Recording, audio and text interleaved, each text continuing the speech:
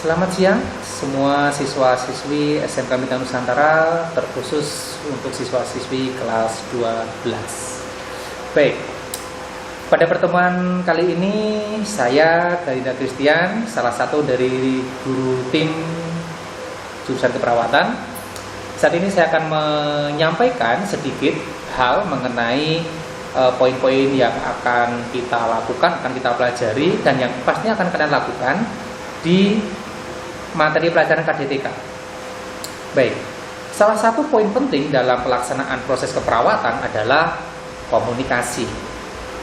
Dalam komunikasi tentunya kalian sudah tahu tentunya kan ada beberapa tahap seperti yang materi yang sudah kalian terima di kelas-kelas sebelumnya. Komunikasi dalam proses keperawatan ada 4 tahap.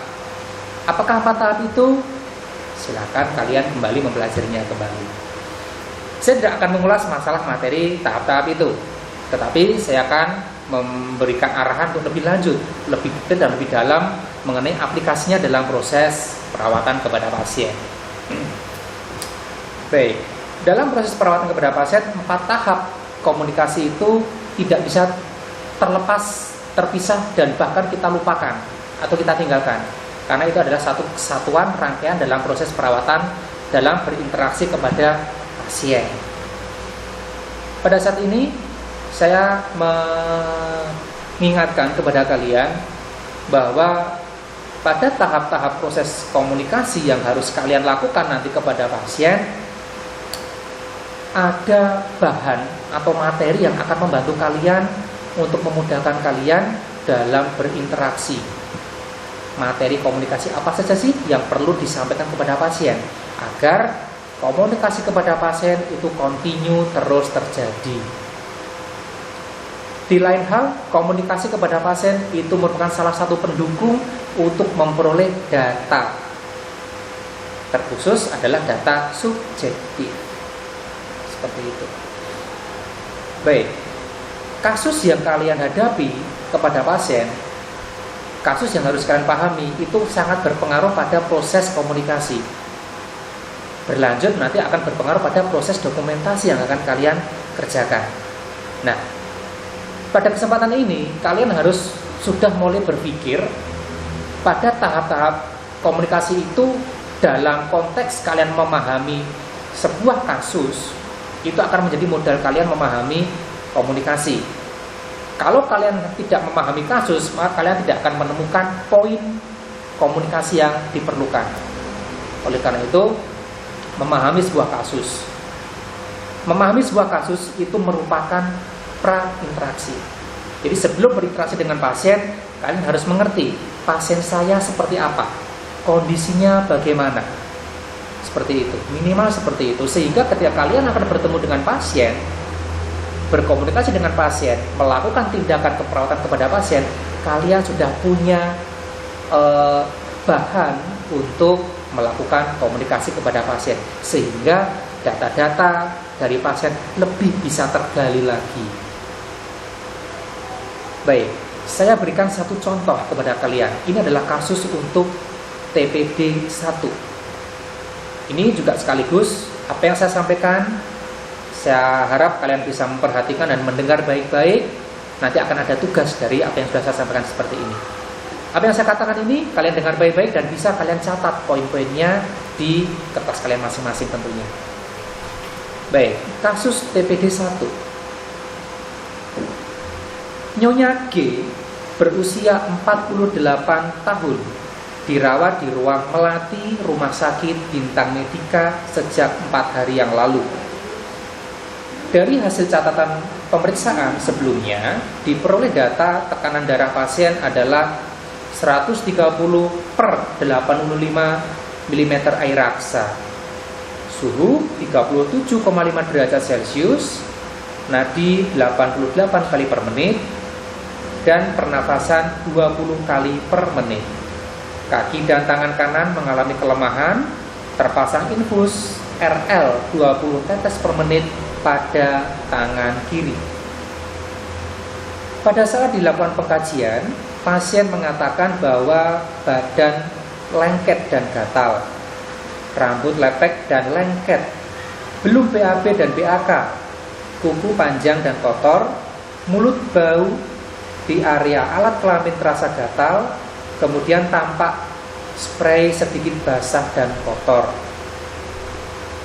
Nyonya G tampak lemah, mengalami keterbatasan aktivitas. Pada saat diobservasi, terdapat bau badan yang tidak sedap. Rambut tampak kotor dan berketombe, gigi terlihat kotor berwarna kekuningan, serta kuku panjang dan kotor.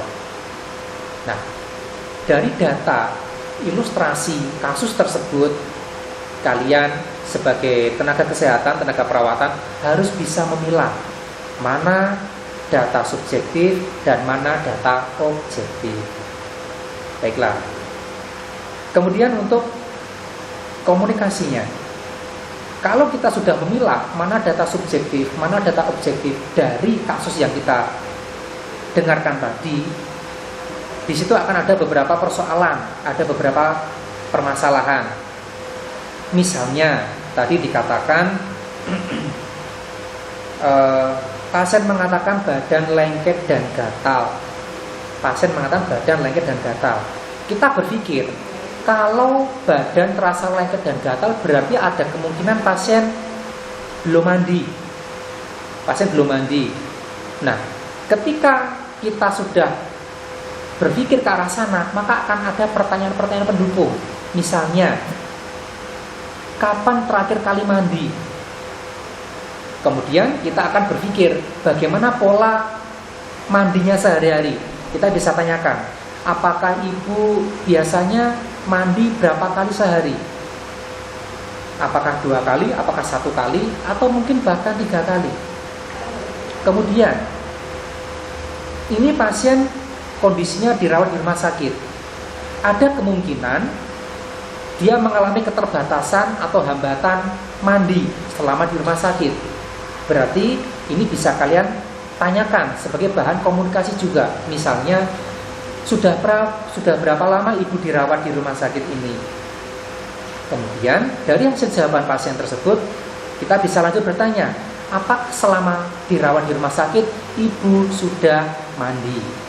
Nah, hal-hal seperti ini kelihatannya sepele, tetapi bisa membantu kita untuk meningkatkan komunikasi terapeutik kepada pasien, sekaligus mendapatkan data dari pasien tanpa kita sadari. Dan data tersebut ternyata, kalau kita belajar tentang, ingat kembali tentang materi 11 pola fungsional Gordon.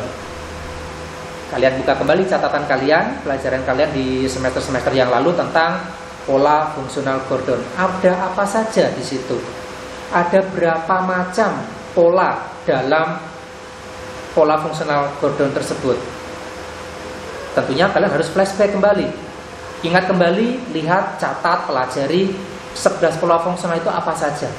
Ada pola istirahat tidur, ada pola persepsi, kemudian ada pola eliminasi, ada pola nutrisi. Kalian harus mempelajari setiap masing-masing pola itu. Karena ketika kalian mempelajari dan paham masing-masing pola, itu adalah titik kunci bagi kalian untuk bisa mendapatkan bahan untuk berkomunikasi dengan pasien. Seperti tadi saya sudah contohkan, ketika pasien mengalami badan lengket dan gatal dari data tadi, berarti kalau urusannya adalah tentang badan lengket dan gatal, oh berarti itu korelasinya adalah tentang personal hygiene. Kalau korelasinya tentang personal hygiene, maka bahan yang kita tanyakan adalah seperti tadi, berapa kali mandi sehari, biasanya bagaimana mandinya, pakai sabun atau tidak, kemudian selama di rumah sakit, selama dirawat, sudah berapa kali mandi, sudah mandi atau belum, dan lain sebagainya. Itu adalah sedikit gambaran contoh bagaimana kita membaca kasus, memahami kasus, dan mengkorelasikan atau menghubungkan dengan 11 pola fungsional. Keterampilan dan kemampuan perawat dalam hal ini sangat penting dan sangat dibutuhkan. Jadi, sekali kita berhadapan dengan pasien, sebetulnya bukan hanya 1-2 hal yang kita pikirkan, tetapi banyak hal. Itulah yang dimaksud dengan proses keperawatan secara komprehensif. Kita mengerti kasus pasien, kita bisa berkomunikasi dengan pasien, kita bisa mengkomunikasikan 11 pola fungsional, sekaligus juga mendapatkan data dan tentunya melaksanakan proses perawatan. Itu adalah bagian dari suatu proses komprehensif atau proses yang menyeluruh di dalam merawat pasien. Saya berikan contoh satu lagi. Di kasus ini dikatakan pasien belum BAB dan BAK. Nah, kalau dikatakan pada kalimat ini pasien belum BAB dan BAK, maka kalau kita korelasikan pada 11 pola fungsional Gordon, itu adalah masuk ke dalam pola eliminasi tentunya. Dari situ kita bisa menanyakan ada dua hal, BAB-nya dan BAK-nya. Untuk BAB-nya misalnya, kita akan menanyakan sebelum sakit atau selama di rumah, biasanya pola BAB-nya berapa kali sehari. Karena setiap masing-masing orang memiliki pola BAB sendiri-sendiri. Ada yang BAB-nya setiap pagi, ada yang BAB-nya setiap sore, bersamaan dengan beriringan dan waktu mandi, seperti itu. Kemudian kita bisa tanyakan untuk BAB-nya, bagaimana kondisi feses kesehariannya sebelum sakit, seperti itu. Kemudian itu juga akan kita tanyakan, kita gali data tentang BAK-nya, bagaimana frekuensi BAK kesehariannya sebelum sakit, seperti itu. Frekuensinya berarti keseringannya, berapa kalikah sehari BAK-nya.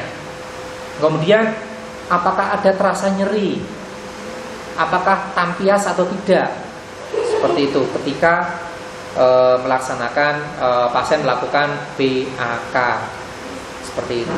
Apakah ada terasa nyeri, ada rasa panas ketika urinnya keluar ketika BAK. Nah, hal seperti itu tentu kita sudah bisa memastikan atau sudah bisa menentukan proses perawatan apa yang akan kita lakukan kepada pasien. Itu adalah contoh. Jadi kalau misalnya kita baca kasus tentang BAB dan BAK, oh berarti itu korelasinya adalah tentang pola eliminasi. Kalau pola eliminasi, kita akan menanyakan, kita akan punya daftar pertanyaan mengenai pola eliminasi itu apa saja yang akan kita tanyakan ke pasien. Seperti itu. Jadi sebetulnya jika kita memahami pola 11 pola fungsional Gordon, kita tidak akan kekurangan bahan untuk komunikasi dengan pasien. Inilah keuntungannya di TPD 1 ketika kita memahami 11 pola fungsional Gordon. Ada satu hal. Dalam pola 11 Gordon itu dikatakan ada pola persepsi. Iya, kita bisa menanyakan dalam pola persepsi. Sebelumnya kita harus baca dulu pola persepsi itu seperti apa definisinya, apa maksudnya. Oke. Untuk pola persepsi apa definisinya, itu catatan bagi kalian, harus cari. Saya akan langsung saja memberikan contoh. Pola persepsi mengenai kesehatan. Kalau saya jadi perawat misalnya, saya akan menanyakan kepada pasien, Ibu, bagaimana sih Ibu menanggapi kesehatan ini? Bagaimana Ibu meresponi kondisi Ibu yang sedang sakit seperti ini? Kemudian bagaimana Ibu menyikapi kalau biasanya di rumah Ibu mengalami kondisi sakit? Dari situ kita bisa melihat daya kemampuan pasien dalam mengelola, memanajemen, mengatur dirinya ketika dia dalam kondisi sakit. Bisa kemungkinan ketika pasien itu di rumah dia mengalami kondisi sakit, bisa saja dia hanya menunggu, bisa saja dia kemudian berusaha untuk mencari pengobatan dengan membeli obat-obat umum yang ada di toko obat atau apotek misalnya. Dia berusaha untuk mengobati dirinya sendiri dalam batas kemampuan pengetahuannya. Atau ada juga yang pasien mengatakan ketika dia merasakan adanya gangguan pada tubuhnya, dia langsung mencari dokter untuk berobat. Jadi bermacam-macam. Ada juga yang kemudian meresponi kondisi perubahan fisik atau kondisi sakitnya dengan mungkin banyak minum air putih, banyak istirahat. Jadi pola manajemen, pola pengaturan setiap individu terhadap kondisi sakitnya itu berbeda-beda.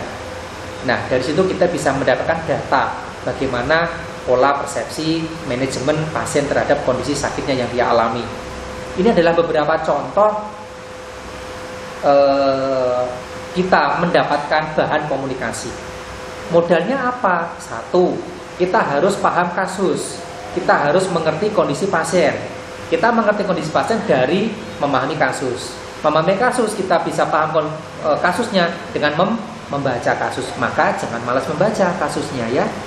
Kemudian setelah kita mengerti kasus, kita tambahkan, kita masukkan, kita sesuaikan ke dalam 11 pola fungsional Gordon. Dari kasus yang kita tahu dari pasien, itu gangguan fisiknya mana saja yang masuk pada gangguan pola persepsi, mana saja yang masuk pada gangguan pola eliminasi, mana saja yang masuk pada gangguan pola nutrisi dan metabolik, mana saja yang masuk pada gangguan pola kognitif, seperti itu. Jadi tantangan bagi kita perawat itu adalah bagaimana mengolah data pada saat prainteraksi ke dalam pola fungsional Gordon. Ketika kita bisa mensinkronkan kedua hal itu, maka kita tidak akan kehilangan bahan untuk berkomunikasi dengan pasien. Baik, satu contoh lagi misalnya, ketika pasien mengeluh atau kita mendapati data mulut bau. Dari mana kita mendapatkan data? Satu, kita bisa dapatkan dari data subjektif atau pasien sendiri yang mengatakan bahwa mulutnya terasa berbau atau risih karena mungkin sudah beberapa hari dirawat dan tidak gosok gigi. Dari situ saja kita sudah bisa memastikan bahwa berarti pasien ini sebelum sakit, sebelum dirawat di rumah sakit, sebelum dirawat, dia aktif atau rajin membersihkan area mulut. Kemudian setelah dia dirawat di rumah sakit, ada hambatan personal hygiene, di mana selama dia dirawat di rumah sakit, dia tidak bisa melakukan pembersihan mulut. Berarti dari situ kita sudah bisa berpikir, berarti pola kesehatan pribadi pasien ini cukup baik, pola personal hygiene pasien tersebut cukup baik. Terbukti dari dia mengeluh adanya bau mulut yang tidak sedap selama dirawat di rumah sakit. Ini kita bisa bandingkan bagaimana dia sebelum sakit dan bagaimana dia saat sakit. Dari situ kita sudah bisa pahami bagaimana pola persepsi personal hygiene diri pribadi pasien itu. Kemudian kita akan memiliki bahan untuk komunikasi lagi. Kita bisa tanyakan kapan terakhir membersihkan mulut misalnya. Kita bisa tanyakan itu. Kemudian kita bisa tanyakan juga biasanya menggunakan pasta gigi atau tidak. Ini mungkin sesuatu yang sepele, tapi bisa saja terjadi pada pasien. Ada pasien yang dia tidak suka menggunakan pasta gigi dengan berbagai macam alasan. Itu kita tidak bisa rubah, karena itu sudah menjadi pola kebiasaan pasien. Kita hanya bisa memberikan pengarahan. Kita tidak bisa memaksakan pasien, misalnya ketika kebiasaan pasien dia tidak suka dengan pasta gigi, kemudian ketika dia dirawat kita paksakan menggunakan pasta gigi. Itu juga tidak, itu juga bukanlah tindakan yang baik bagi seorang perawat kepada pasien. Saya rasa ini cukup bisa memberikan gambaran kepada kalian untuk bisa memiliki gambaran bagaimana mengelola kasus, mengerti kasus, dan mengaplikasikannya dalam komunikasi. Jadi seperti tadi yang sudah saya sampaikan, sebetulnya dalam berkomunikasi dengan pasien itu mudah, tapi ada syaratnya. Satu, kita paham dulu kasus, ya, kita paham kasusnya dulu. Yang kedua, kita paham dulu 11 pola fungsional Gordon. Yang ketiga, kemampuan kita, kepandaian kita, keterampilan kita mengkonversi atau menggabungkan dan memilahkan dari data untuk kita bredel atau untuk kita istilahnya untuk kita pisahkan data yang mana yang akan masuk pada masing-masing dari 11 pola fungsional Gordon tersebut. Baik, itu adalah sedikit penjelasan saya mengenai bagaimana kita memiliki bahan untuk berkomunikasi kepada pasien, khususnya di TPD 1. TPD 1 adalah proses perawatan, tindakan perawatan dalam kondisi pasien sadar penuh. Baik, untuk TPD 1 Demikianlah penjelasan saya, gambaran untuk kalian bagaimana kalian nanti akan berinteraksi dengan pasien pada TPD 1. Terima kasih.